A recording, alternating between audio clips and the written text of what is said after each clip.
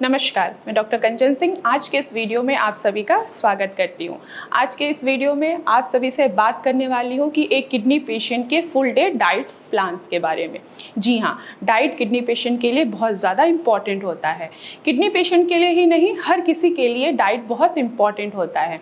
जो भी हम खाना खाते हैं वो सीधा हमारे शरीर में ही लगता है। अगर हम गलत खाना खाते हैं तो हमारा शरीर क्या होगा? अच्छा नहीं होगा। अगर हम अच्छा खाना खाते हैं तो हमारा शरीर हेल्दी होगा। उसी तरह अगर एक किडनी का पेशेंट है, उसकी डाइट अगर गलत होगी, वो अच्छी डाइट नहीं ले रहा है या बैलेंस डाइट नहीं ले रहा है, तो उसके जितने भी टॉक्सिन मटीरियल हैं किडनी पूरी तरीके से फिल्टर नहीं कर पाएगी।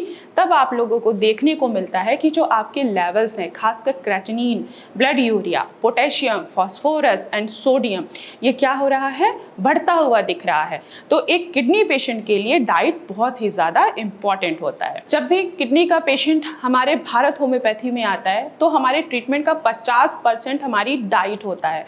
पेशेंट डाइट को फॉलो करते हैं और वो अपने लेवल्स को कम करते हैं। तो आज मैं आपको ऐसे ही डाइट बताने जा रही हूँ जिससे आपके लिए बहुत ज़्यादा बेनिफिट होगा। तो चलिए हम स्टार्ट करते हैं ब्रेकफास्ट से। एक किडनी पेशेंट के लिए ब्रेकफास्ट में व्हीट और व्हीट से बनी चीज़ों को वो ऐड कर सकता है, जैसे कि पोहा, दलिया, ओट्स, उपमा, सूजी, ये चीज़ें पेशेंट खा सकता है। इसके साथ ही साथ पेशेंट स्टफ पराठे का भी सेवन कर सकता है। पर अब सवाल आता है कि स्टफ पराठे कौन से हम खा सकते हैं। तो आप मूली के स्टफ पराठे खा सकते हैं और गाजर का भी स्टफ पराठा यूज़ कर सकते हैं। पर इसमें भी आपको एक बात का खासकर ध्यान रखना पड़ेगा कि अगर आप जो स्टफिंग बना रहे हैं उनको आपको पहले लीचिंग प्रोसेस पे छोड़ना पड़ेगा। गाजर या मूली को जब भी आप कद्दूकस करेंगे, कद्दूकस करने के बाद इनको एटलीस्ट आधे घंटे के लिए ल्यूक वार्म वाटर में लीच प्रोसेस के लिए डिप करके आपको छोड़ना है। देन उसके बाद ही आप इनके स्टफिंग करके आप इसका सेवन कर सकते हैं। अगर आप मीठी दलिया खाना चाहते हैं तो उन पेशेंट्स के लिए ये अलाउ है जो डायबिटिक नहीं है। अगर जो पेशेंट डायबिटिक हैं उनको मीठी दलिया का सेवन करना पूरी तरीके से वर्जित है। इसके साथ ही साथ आप नमकीन दलिया का भी सेवन कर सकते हैं, नमकीन पोहा का भी सेवन कर सकते हैं एंड नमकीन उपमा का भी आप सेवन कर सकते हैं।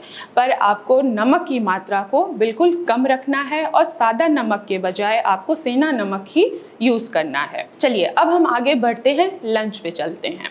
लंच में एक किडनी पेशेंट क्या ले सकता है? हम इंडियंस हैं, हमें खाने में क्या सबसे ज़्यादा अच्छा लगता है? दाल, रोटी और सब्जी। सेम वैसे ही किडनी पेशेंट के लिए भी दाल, रोटी, सब्जी ही खाना होता है। अब सवाल यहाँ पे ये आता है कि हम कौन से वेजिटेबल्स का सेवन कर सकते हैं। तो आप वो वेजिटेबल्स का सेवन कर सकते हैं जो ज़मीन के अंदर नहीं उगती हैं, ज़मीन के ऊपर उगती हैं। अगर आप ज़मीन के अंदर वाली सब्जियों का सेवन करते हैं तो आपके लेवल्स बढ़ते हुए नज़र आएंगे, खासकर पोटेशियम का लेवल बढ़ता हुआ नज़र आएगा। आपको अवॉइड करना है कि जिस वेजिटेबल्स में पोटेशियम पाया जाता है वो आपको पूरी तरीके से अवॉइड कर देना है। अब पोटेशियम किन वेजिटेबल्स में सबसे ज़्यादा पाया जाता है? जैसे कि ग्रीन लीफी वेजिटेबल्स। आपको ग्रीन लीफी वेजिटेबल्स का सेवन नहीं करना है। आपको कौन से वेजिटेबल्स का सेवन करना है? जो ज़मीन के ऊपर होती हैं, जैसे कि लौकी, तोरी, टिंडे, इनका सेवन कर सकते हैं। और साथ ही साथ आप रोटी भी खा सकते हैं, पर रोटी आपको हमेशा याद रखना है कि मैदे की बनी हुई नहीं होनी चाहिए। आप आटे का बना हुआ खा सकते हैं, व्हीट फ्लोर खा सकते हैं और इसके साथ ही साथ आप राई का भी यूज़ कर सकते हैं और मिलेट्स का भी यूज़ कर सकते हैं। अब सवाल आता है कि हमें दाल भी खाना है, दाल में प्रोटीन होता है, आपको हर प्रोटीन वाली दाल अलाउ नहीं कर सकते हैं, तो हम आपको मूंग की दाल ज़रूर अलाउ करेंगे कि मूंग की दाल का सेवन आप कर सकते हैं। क्यों? क्योंकि इनमें क्या होता है, ये इजीली डाइजेस्ट हो जाता है और इनमें कम मात्रा में प्रोटीन पाया जाता है। अगर आप मूंग की दाल का सेवन करते हैं तो आपके लेवल्स कभी भी आपको बढ़ता हुआ नज़र नहीं आएगा। चलिए अब चलते हैं डिनर डाइट में। अब आपको डिनर डाइट में क्या ऐड ऑन करना है? आपको कुछ भी ऐड ऑन करने की ज़रूरत नहीं है। जैसे आपकी लंच की डाइट है, सेम आपको वैसे ही डिनर की भी डाइट रखनी है। पर आपको इस बात का ज़रूर ध्यान रखना है कि आपको वही वेजिटेबल्स खाने हैं जिनमें हाई रिच पोटेशियम ना हो और लो पोटेशियम वाली ही डाइट आपको लेनी है। तो मैं आशा करती हूँ कि आज सभी को समझ में आया होगा कि पूरे दिन भर में एक किडनी पेशेंट को क्या खाना चाहिए, क्या नहीं खाना चाहिए। आज की वीडियो में बस इतना ही, फिर मैं मिलूंगी नेक्स्ट वीडियो में। तब तक के लिए धन्यवाद।